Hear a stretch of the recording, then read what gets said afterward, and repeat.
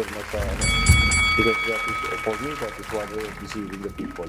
Ay, tama naman. Dito I agree. Hindi po ako agree sa lahat ng mga sinasabi ni Jinggoy. But this time, tama ako sa sabi niya. Itigil nyo na yung papirma na yan. Kasi ang pagpipipirma nyo is one way of deceiving the people.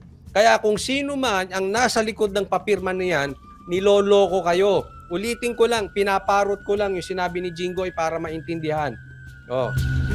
Panloloko po yan pag nagpapapirma sa inyo. It's a one way of deceiving the people. Huwag kayong pipirma. Huwag. Kasi people's initiative nga eh. Anong ibig sabihin galing sa atin? Galing sa mamamayan. Pag galing sa politiko, panloloko yan. Hindi na yan people's initiative. Politico initiative na yun o tambalos-los initiative. In any case, panlilin lang po yan. So, wag kayong pipirma. Okay? Pasok dito si Jinggoy. Itigil na ang pagpapapirma. Iyan ang panawagan ni Senator Jinggoy Estrada sa gitna ng umano'y suhulan kapalit ng pirma para sa People's Initiative na layong magkasamang buboto ang Senado at Kamara para amyendahan ng saligang batas. Suportado rin ang mamabatas sakaling question. Alam mo yung pagsasamang magboboto ng Kamara at Senado?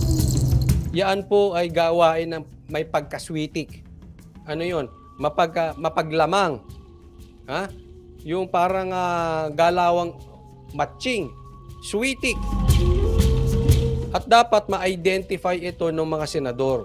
Sino, bukod kay speaker, sino ang may gusto at sino ang sumasang-ayon dyan sa Congress at binubulungan pa si speaker na magkasamang bumoto. Kasi po pag magkasamang bumoto, ang Congress at ang Senado, mababaliwala ang Senado kasi 24 lang sila. So dito, obviously, gustong gawing salingkit ang Senado. Imbestigahan nyo yung mga senador. Alamin nyo kung sino yung mga swapang, mga sweetik na congressman na gusto kayong tanggalin. Dapat alam nyo yan. Ito sa Commission on Elections. Tatalakayin na sa Senado sa pagbabalik sesyon ang umano'y suhulan sa signature campaign. Tingin pa ni Senator Estrada, hindi rin magtatagumpay ang mga kongresista na nagsusulong ng People's Initiative dahil mismong si Pangulong Ferdinand Marcos Jr. na anya ang nagsabing divisive ang issue. I don't think they will not succeed. Ang problema nga, Jinggoy, ayaw nga makinig kay Marcos itong si Tamba. Ang tigas ng ulo eh. Oh, sabi ni Jinggoy, hindi yan magiging successful kasi nagsalita na ang Pangulo.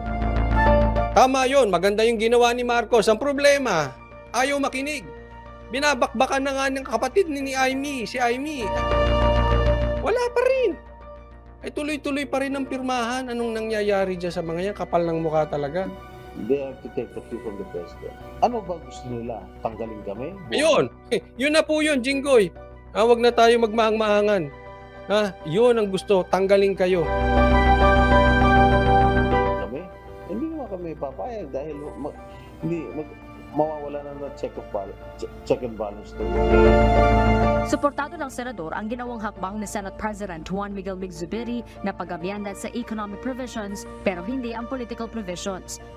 Yan, dito ako na Sabi nung broadcaster o newscaster yan, suportado ng Senado itong Chacha. Sabi, ayaw ko nun. Bakit biglang suportado nyo na? Kahit ba sabihin natin, ang i-revise lang, ay ang economic provisions, miskin na. Ako kung may plebisito, boboto ako sa no. Ayaw ko yan. Kung sila mangunguna, kahit anong pangako ang sabihin nila. Kasi may binanggit pa to si Subiri. Sabi niya, economic provision lang ang ilalagay. Walang ibang babaguhin. At sabi niya, if my memory serves me right, pag nagkaroon, nasingitan ng political provision, magre-resign siya bilang Senate President. Ang tanong, naniniwala kayo doon? Pasensya na po. Ako, sawang-sawa na ako sa pangako ng mga politiko. Sawang-sawa na po ako. Ako may suggestion ako. Ngayon pa lang, mag-resign ka na bilang Senate President. Tapos sabihin mo, pagka walang pumasok na political provision na nabago, ibalik nyo na lang ako. 'Di ba? Ang ganda noon kasi ibig sabihin nakataya ka. Hindi ka lang basta nanalo. Marami na kasing salitang ganyan eh. Mangangako nung hindi nangyari, wala rin nangyari. Yung ibig sabihin yung pinangako nila hindi natupad. Wala din. Mahahabol mo pa ba? Wala din. So mas maganda mag-resign ka. Ibalik ka na lang namin. Kami naman ang mangangako. Oh, 'di ba? Baliktad. Senate President Subiri. Mag-resign ka bilang Senate President, tapos ipapangako namin pag walang nasingitan na political isisigaw namin, ibalik nyo si Subiri bilang Senate President. O, di ba? Mas maganda yun kaysa yung ikaw mananako, magre-resign ka bilang Senate President. Ang tanong, naniniwala kayo doon? O, ewan ko sa inyo, good luck kayo kung naniniwala. Hindi ko kayo masisisi. O, basta ako, hindi ako naniniwala. Ganun lang yun eh. Diba? O, sino mas maganda? Yung kondisyon niya o kondisyon ko? Baba ka muna. Panya, marami nang pwedeng magalaw kapag inamyendahan ng salitang batas, lalo na kapag People's Initiative ang ginamit. Everything is possible pag binuksan na lahat, lalo na pag magkaroon tayo ng People's Initiative. There is a possibility na mabuksan. And we do not have control of it. Yun ang problema. We do not have kung ang senador walang control, kami pantaong bayan. So, pag nabuksan na yan, everything's possible. Sasabihin nyo, walang political. Kayo na lang mga ako sa sarili ninyo. Pero si Senate Minority Leader Aquilino Coco Pimentel, ikinagulat ang naging desisyon ng liderato ng Senado na sang-ayunan ng Chacha para sa mamabatas para umano silang na-hostage sa tila pagsayaw ng liderato ng Senado sa Chacha. Buti pa ito ngayon si Pimentel. Ulitin ko ha, hindi lahat ng sinasabi ni Pimentel sinasang-ayunan ko. Sinang-ayunan ko yung sumang-ayon siya doon sa hindi dapat idemanda yung 3 vlogger. At dito rin, sang-ayon ako. Nagulat siya. Pati kami nagulat. Pati po mamamayan nagulat. Bakit sumang-ayon yung Senado? Parang drama ang nangyayari. Ito bigyan ko kayo ng picture. Merong anomalya na People's Initiative coming from Congress. Di umano. Sinabi naman ni Amy yan, wag na nating ipagtanggol. Tapos, biglang kumontra, di umano, itong Senado. At dapat kasama sila. Pero sumang-ayon. Ano yun, laban bawi?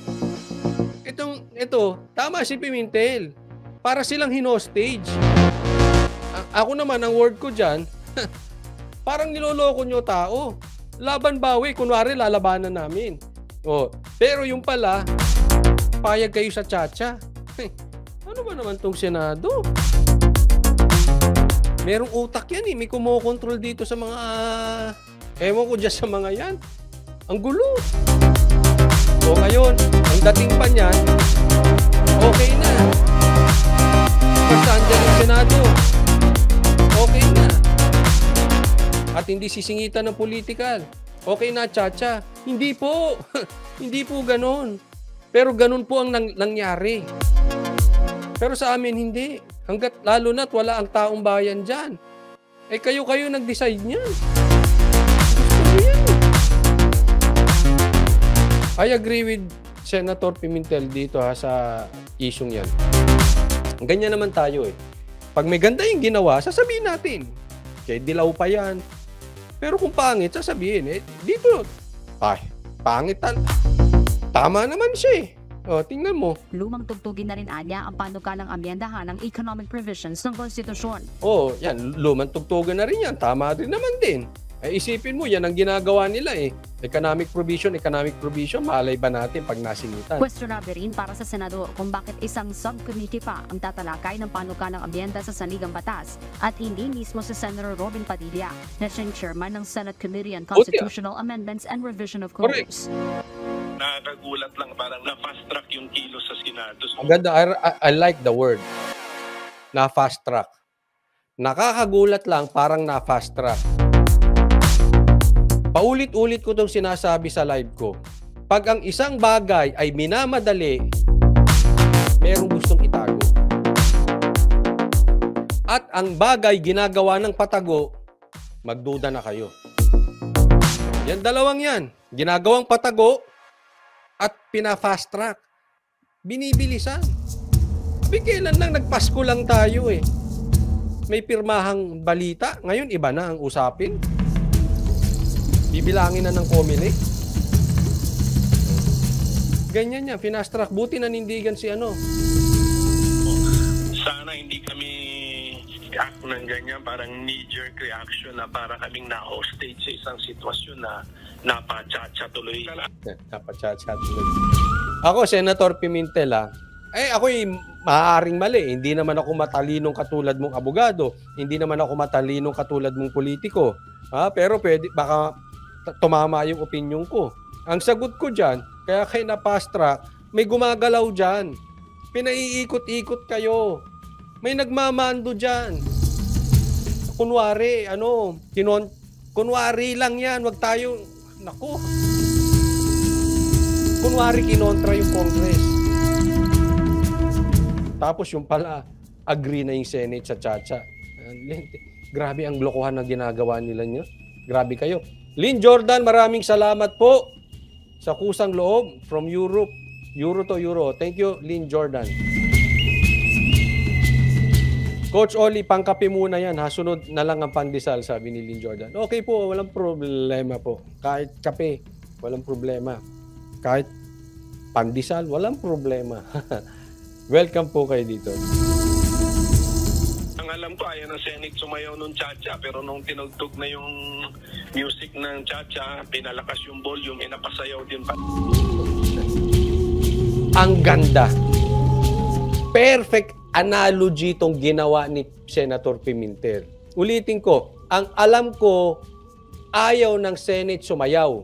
Yun ang akala mo. Meron dyan, doble kara. Opinyon ko lang naman yun. Bakit? Bigla-bigla nagbago? Ano yun? Ang alam ko, ayaw na Senate sumayaw ng Chacha. Pero nung tinugtog yung music ng Chacha, pinalakas yung volume. Napasayaw din pala. Malaman po yan.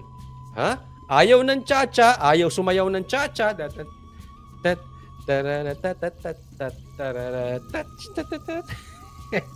Pero nung nilakasan ng volume, sumayaw din sa Chacha. Unang tanong, mga kababayan ko, kayo na lang sumagot. Numberan ninyo. Unang tanong, sinong naglakas ng volume? Kaya napasayaw sila ng Chacha. Sino naglakas ng volume? Pangalawa, anong ibig sabihin ni Senator Pimentel, ano yung volume? Kasi nilakas yung volume. Sino naglakas ng volume? Number 2, ano yung volume? Spencer Lacalle. Napanood ko napanood ko yung pampatulog ko tong vlogs ni Spencer Lacalle. Pakinggan nyo po, marami kayong matututunan. Ang ganda ng take niya ron. Salamat Spencer Lacalle. Pampatulog ito. Tapos magmumura siya, tarantado to. Nagigising ako pero magaling, marami kayong matututunan diyan kay Spencer Lacalle. Hindi puro mura, malalim. Thank you. Ano ulit ako? Ano una? Sinong naglakas ng volume? Pangalawa, ano yung volume? Kaya sila napasayaw. Ganun lang pala yun. Lalakas mo lang yung volume. Oy, tinamaan. May nakikita ko. Ha? Yung ba ang ibig sabihin mo, Senator? Kasi minsan, di ba? Hindi ka mapaindak pag mahina sayaw eh. Diba? Ay, pag mahina ang tugtog. Pero pag lumakas ang tugtog, mapapaindak ka. Terereret, tet, tet, tet, terereret, tet, tet, tet, teret, terereret, tet, tet, tet, teret, teret, tet, tet, tet, teret, tet, tet, tet, tet, sayaw. Pangatlong tanong. Sino na tong sumasayaw sa tugtog ng cha-cha sa Senado? Ayan. Sagutin nyo na lang. Dito, sa mga manunood ng replay, sagutin nyo. Lagyan nyo doon, 1, ito, 2, ito, 3, ito. O una, sinong naglakas ng volume? Number 2, ano yung volume? Number 3, sino sa mga senador ang sumasayaw sa cha-cha? Lisa Tatoy, bagay sa'yo, pambihira, pinaglaruan mo na naman ako, ha?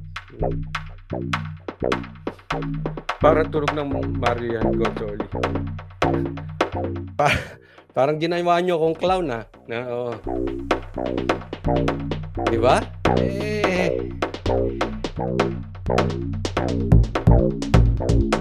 Sabi ni Tita Liza, maraming salamat po sa kusang loob. Nasa Pilipinas po siya. Malamang na loudspeaker ng house. Tactical twist na ginagawa ni Tamba at Subiri. Pati sa manunod ng replay, lagay nyo kung ano yung ano yung sa tingin ninyo. Thank you po, ha. Maraming salamat, Tita Liza. Tuloy tayo. Gayunman, umaasa pa rin si Senator Pimentel na dadaan sa tamang proseso ang cha-cha. Sa ngayon, iba-iba pa rin ang opinyon ng ilang senador patungkol sa cha-cha. May ilang tutol sa mismong pag-amyenda, habang ang ilan sang-ayon pero dapat limitado sa economic provisions. Pagtitiyak na Senator Zubiri, handa siyang bumaba sa pwesto kapag may nabagong probisyon sa saligang batas na may kinalaman sa politika. Yun, sinabi rin pala dito, handa siyang bumaba. O kung may patungkol sa politika, bumaba ka na ngayon, saka ka namin ibabalik pag walang nabago sa political amendments. Walang nangyaring political amendments sa batas. Ganoon kasimple yon. Pero ako maaaring mali ako, hindi naman tayo matalino eh. Hindi tayo nagtatali-talinuan, hindi tayo nag-aabu-abugaduhan. Sa akin lang, siguro patapusin muna, kung talagang gusto niya yung cha-cha na yan, patapusin muna ang 2025 election. Huwag tayo nagmamadali. Kailangan natin ng numero. Kailangan muna nating mapalitan yung nasa Congress. Delegates tayo dyan. Naglipatan nga yung mga PDL dito sa partido ni Tamba eh. Tapos magcha-cha-cha tayo ngayon. Ewan ko sa inyo. Kung type nyo maging Prime Minister si Tamba, bahala kayo. Punta ako US. Hindi po, wala akong visa. Wala akong visa. Pero andun yung may mga kamag-anak tayo doon. Doon yung anak ko. Magti-TNT tayo doon. Joke lang ha. Hindi po, hindi. Ano ba yan?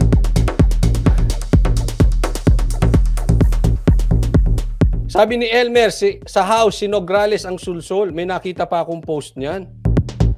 Ewan ko kung saan yun, kung legit po yun. Sabi niya, parang nagre-reklamo siya, ba't nababastos yung kababaihan niya? May bumabastos ba sa kababaihan niya? Ako kahit binabakbakan natin yan si Nograles, hindi ko binabastos yung pagkababae niyan. Binabakbakan ko yung tungkol sa kanyang political opinions, kanyang political take, kanyang political stand.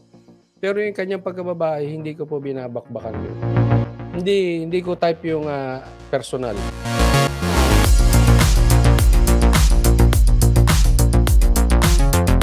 Beng Manalo, punta po kayo dito sa Canada, sobrang lamig. Diyan po yung, nasa Canada po yung mga relatives ko from mother side. From father side, nasa US. Canada po yung mother side. No, malamig nga dyan. Paborito ko pa naman yung malamig. Saka na lang pagka malamig pa school.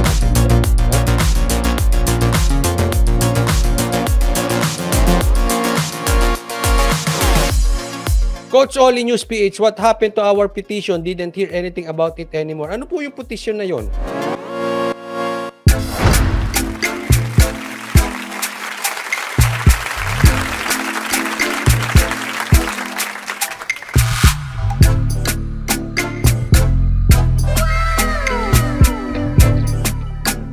The next performance will start momentarily.